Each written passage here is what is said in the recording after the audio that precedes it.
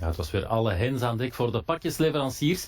En we praten verder over de e-commerce met Gregory Brignola van Blekman uit Grobbendonk en Kenny van Paassen van het Mechelse Shop Wido. Heren, goedemorgen. Ja, met Brignola, in het filmpje sprak je over die maandenlange voorbereiding naar Black Friday toe.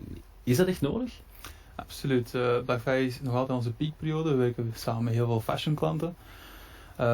En Black Friday is voor ons een gigantisch project waar heel veel tijd in kruipt. En die voorbereiding die loopt van vorig Black Friday tot de Black Friday zelf. En daar houdt zich in heel veel verschillende aspecten. Dus dat wil zeggen dat we systeemperformantietesten gaan doen. Wij gaan zien dat we een heel uitgeschreven onboarding hebben van nieuwe collega's. Heel snel in de productiviteit te kunnen halen. Dat wil zeggen dat wij ook, zoals we eruit zeiden, we gaan onze klanten vragen hoeveel volumes dat zij gaan doen, onze planningen daarop baseren en planningen fine-tunen totdat we echt iets hebben waar we tevreden mee zijn. Waarom is dat ook voor ons heel belangrijk? Ja, dat is de piekperiode voor onze klanten. Dus als wij kunnen doen wat onze klanten verkopen, zetten wij onszelf ook weer heel mooi in de picture van onze klanten voor te zien, kijk, dit kunnen we aan voor jullie. En dat kunnen we volgen. Nu, meneer Van Paassen, was ook bij jullie die drukte zoals voorspeld? Ja, kan je er überhaupt wel op voorbereiden? Ja, de drukte zet zich al een aantal jaren voort. Wij zien ook dit jaar, ik heb even heel snel deze nacht nog eens de cijfers van de Black Week tot nu toe erop nageslaan, zien wij weer een mooie groei van meer dan 30%. Dus dat wil zeggen dat de groei die al een aantal jaren bezig is zich gewoon verder zet. Voorbereiden is inderdaad zeer belangrijk, net zoals Gregory ook zegt. Maar bijvoorbeeld wij hebben ook nog op 24 november een oplevering van een nieuwe impactmachine gehad. Dus het is echt alle hens aan dek. Dus jullie zijn ook wel een evolutie de voorbije jaren na van die Black Friday, dat toch echt wel aan interesse groeit in feite. Ja, ik denk dat we nu wel echt mogen stellen dat Black Friday een koopfestival is dat ingeburgerd is geraakt. Ja, want ik las deze week, en dat is toch wel opmerkelijk, ik denk dat het over vorig jaar ging, Black Friday, een omzet op die dag alleen van 137 miljoen euro in België. Dat is eigenlijk evenveel het equivalent van de ganse eerste week van de solde. Dat is toch gigantisch? Ja. Het is wat wij bijvoorbeeld nu plannen voor Black Friday. Al onze klanten hebben voorgesteld, we gaan hier 1 miljoen à 1,2 miljoen stuks verkopen. Wat zien wij ook dat effectief ook gebeurt. Dus onze forecast zitten aan dat aantal. Dus onze klanten hebben dat heel goed ingeschat.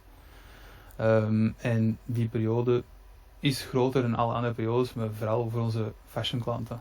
Ja, want je zegt nu fashion. Zijn er bepaalde tendensen of producten dat je voelt van eigenlijk gaat het voornamelijk aan die producten dat mensen dan de kortingen willen scoren, of is het eigenlijk in alle range? Het is een beetje in alle ranges. Fashion is natuurlijk altijd de koploper.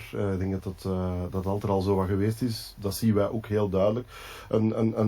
Iets anders wat wel sinds heel kort, of toch een beetje sinds corona, echt de kop opsteekt, zijn duurzame producten. Die doen het ook heel goed. We zien dat er een aantal producten heruitgevonden zijn tijdens corona. Ik denk dan echt aan gepersonaliseerde skincare of bijvoorbeeld wasmiddelen die hervulbaar zijn, zowel voor uzelf, voor uw persoonlijke hygiëne als voor uw kleding te wassen. Daar zien wij een hele sterke groei en dat zijn bijvoorbeeld nieuwe sectoren die het sinds heel kort heel goed doen en dus ook zeker op Ja, duurzaamheid zit inderdaad wel meer en meer bij de mensen dat naar voren komt. Nu, niet iedereen is ook niet natuurlijk opgezet met die Black Friday, want er zijn er ook tegenbewegingen, zoals bijvoorbeeld Local Friday in Mechelen was dat. We gaan eens heel even kijken. Black Friday, dat is eigenlijk allemaal om massaconsumptie eigenlijk een beetje aan te lokken bij de mensen. En daar willen wij een beetje tegenin gaan, omdat het is op dit moment een beetje moeilijk voor ons als lokale handelaar om mee te doen eigenlijk aan die massaconsumptie en aan die hoge kortingen geven. En daarom willen wij eigenlijk de lokale handelaar een beetje in het kaarslicht zetten. Omdat dat toch wel ook belangrijk is in deze tijd. Meneer Van Paassen, kan u begrijpen dat niet iedereen achter Black Friday staat? Ik kan dat zeker begrijpen. En ik vind een initiatief als Local Day veel beter dan gewoon niet meedoen aan Black Friday. Wij bekijken natuurlijk vanuit e-commerce standpunt. Je moet wel weten dat je in een globaal speelveld speelt. Dus als je niet verkoopt die dag en uw consument is daar, ja, dan gaat hij dat gewoon elders kopen. En dat is in dat geval dan vooral buitenlandse webwinkels. Dus ik vind een initiatief als Local Day zeer goed. Ik denk dat we daar nog meer moeten op inzetten, zodanig dat onze mensen, de Belgische bevolking ook weet de aantal goede Belgische e-commerce projecten die er zijn, dat ze die ook kennen en dat ze ook weten als ze daar komen dat ze een duurzame economische koop doen. Dus het is zeker een goed initiatief, maar we moeten wel realistisch blijven. De impact van zo'n actie zal zeer klein of bijna niet zijn bekeken op het volledige... Ja, echt een verloren dag dan, dat u aanhaalt. Nu, heel die hype rond e-commerce en online shoppen is natuurlijk door corona geboomd tot en met. Maar is dat ondertussen niet gestagneerd of blijft het wel groeien, denkt u? Wij zien een lichte afbuiging van de stijgende grafiek. Ik denk dat de economische situatie daar ook natuurlijk een beetje mee te maken heeft. Maar eigenlijk al bij al, als je even uitzoomt en je kijkt daarnaar, vind ik dat dat nog zeer goed meevalt. We blijven echt wel stabiele groei, 15, 20, 30% nog altijd zien. Dus dat is nog altijd heel mooi, denk ik, als sector. Ja, meneer Vergnol, is dat bij u ook? Blijft het stijgen of zie je toch ook wel een beetje een mindering door alle omstandigheden? Nee, het is minder dan corona. Toen dat corona kwam, hadden heel veel klanten overschat wat ze gingen doen. Dus we hebben toen gezien dat we niet die groeipercentages haalden en dat klanten nu veel voorzichtiger zijn met hun volumes te forecasten. Dus ik denk dat ze veel realistischer en bewuster zijn geworden van de markt, in plaats van het optimisme van een paar jaar geleden. Maar niet alleen groeien onze klanten, maar ik denk dat de bedrijven hier, de e-commerce in België, ook nog altijd een hele groeiende tak is. Dus wij onboarden ook nieuwe klanten die we vroeger niet hadden. Dus onze groei is sterker dan de groei van onze klanten individueel. Ja. Nu, het heeft natuurlijk ook te maken met welke periode. De gelegenheid is natuurlijk heel belangrijk rond. Als we nu kijken naar de hype, of ja, de wegblijvende hype rond het WK en de Rode Duivels, merk je dat ook bij de fanshops dat dat ook toch wel stagneert en eigenlijk of amper draait? Ja, ik denk dat amper draait de goede uitspraak is. Wij zien daar eigenlijk quasi niks van. Ik denk ook, net zoals dat we al de fanparken ook afgelast zijn, dat we ook zien dat in de retail, dat er ook veel afgelastingen zijn. Er wordt geen budget gespendeerd aan marketing daaromtrent, dus dan is er ook weinig verkoop. Dus dat is, als je dat even op ons distributiecentrum terugkijkt, is dat quasi nihil deze keer. En ja, Sinterklaas is natuurlijk ook volop inkopen aan het doen momenteel. Heeft u de weg ook naar jullie al gevonden? Ja, ik denk dat Sinterklaas al jaren een periode is die ook wel, zeker bij de speelgoedverkopers, het zeer goed doet. Dus je ziet wel nu, en ik denk dat dat ook iets is wat echt in de week van Black Friday ook gebeurt, is dat er heel veel cadeautjes al gekocht zijn voor zowel Sinterklaas als de volgende, de kerstperiode. Ja, merken jullie ook meer drukte rond Sint of is dat eerder rond Kerstmis bij jullie? Bij ons is die Black Friday, de soldeperiodes. Black Friday is de absolute piek. Daar is geen weg rond. Maar wij zitten met heel veel fashionklanten, maar wij hebben ook zitters die wel gespecialiseerd zijn in die business, dus speelgoed. En daar gaan we dat wel zien. Maar wij persoonlijk, nee, we zien dat niet. Nee, en naar december toe met de feestdagen en aantocht, gans die pakjesperiode, dat is dan wel een periode dat jullie ook wel naast die Black Friday voelen? Ja, dus maar dan moet ook heel veel fashion dat gekocht wordt? Ja, dus inderdaad in aanloop van Kerstmis gaan we wel heel veel wat meer pakjes zien, want mensen willen dan een kerstboom. Dan gaan we ook klanten die bijvoorbeeld gifts gaan samenstellen, dus in plaats van individuele pakketjes te versturen.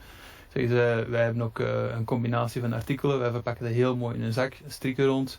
En dat kan rechtstreeks onder de kerstboom. Het is heel mooi ingepakt. Ja. Wat we dan nog hebben, is de periode zelf, tussen kerst en nieuwjaar, eigenlijk een relatief rustige periode. Vroeger hadden we daar Boxing Day, wat in Engeland een heel groot evenement is. Dat hebben we niet heel vaak meer sinds Brexit. Wat dat we wel hebben, dat is tussen kerst en nieuwjaar. We hebben eigenlijk heel veel personeel, want we hebben heel veel hardwerkende mensen on-site. Die hebben dan na die drukke periode de kans om eindelijk verlof te nemen met je familie. Wat doen wij ook nog dan, is bijvoorbeeld eindejaarsinventaris opmaken, want dat moet ook nog altijd gebeuren. Dat moet ook gebeuren dan, ja. Nu, zijn jullie ook al in die eindejaarsrush beland? Dat je toch wel voelt dat er een stijgen is? Ja, dus de Black Week is effectief wel de start, denk ik. Of we gaan onmiddellijk naar inderdaad die absolute piek. Dus nu is het gewoon blijven draaien tot 25, 26 december. En dan zakt er natuurlijk wel terug een beetje in. Dus we doen ook heel veel bier en chocolade vanuit Mechelen. Dus wij staan nog voor een heel drukke periode. Ja, natuurlijk, ja, al die pakjes zorgen natuurlijk ook voor heel veel logistiek, heel veel verkeer op de weg. Zijn jullie daar bewust van? Wel, wij als sector worden eigenlijk door de markt verplicht om daar ook veel duurzamer mee te gaan omgaan. Dus ik stel mij dan ook altijd de vraag van, is dat effectief wel het geval, dat er meer verkeersdrukte door al die pakjes wordt gegenereerd, versus allemaal samen naar die winkels te gaan rijden. Wij worden als sector verplicht om daar duurzaam mee om te gaan. Wij investeren in duurzame materialen, wij proberen zo weinig mogelijk lucht te verzenden. Wij kunnen door de verpakkingsmachines die wij gebruiken bijvoorbeeld 3 keer meer belading doen van een vrachtwagen of een bestelwagen. Dus ik denk dat onze sector heel hard zijn best doet om daar al een antwoord op te bieden. Dat er nog veel ons voorbeeld zullen mogen volgen. Dus, en ik denk dat er ook maar 1 manier is om dat te doen. En dat is op die manier, op een duurzame, bewust... En wel doordachte manier. Heb ik nog, hoe pakken jullie dat aan om die overlast te vermijden? Onze wagens die rijden elke dag. Dat wil zeggen dat we nu onze wagens veel voller kunnen rijden, want we kunnen die volumes veel beter spreiden over al die wagens. Maar als je gewoon kijkt naar het aantal personeel op site, normaal zitten we met 450 mensen, nu in piek zitten we met 650 mensen. Die mensen die moeten ook allemaal naar de site komen. Dat gebeurt met de auto, want we zitten hier in de camper, maar ook heel veel met de fiets. En dat zien we meer en meer. Echt een groter deel van onze collega's komt met de fiets naar het werk.